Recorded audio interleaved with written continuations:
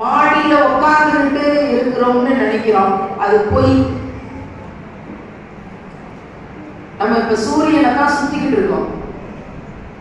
ஒரு பெரிய கற்பனைக்கு எட்ட முடியாத ஒரு பெரிய பந்து போல ஒரு உருண்டை அதுல ஒட்டிக்கிட்டு இருக்கோம். இப்ப நம்ம சூரியனை ரொம்ப வேகமா சுத்திக்கிட்டு இருக்கோம். நம்மளால அதை உணர முடியல. ஏன்னா நம்ம சுத்துற உணர்வை இறைவன் நமக்கு தெரியாத மாதிரி ஆக்கி வச்சிருக்கான்.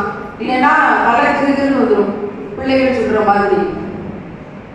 இது மாதிரி எத்தனை பூமிகள், எத்தனை சூரியன், எத்தனை கோடி நட்சத்திரங்கள், எவ்வளவு எவ்வளவு பிரபஞ்சங்கள், கற்பனைக்கு எட்டாத அத்தனையும் அந்தரத்துல தொங்கிக் கொண்டு ஒரு கட்டுப்பாட்டுல கட்டுப்பட்டு சுத்திட்டு இருக்கு. அதாவது அதனோட பாதையில சுத்திட்டு இருக்கு. இதுக்கு நம்ம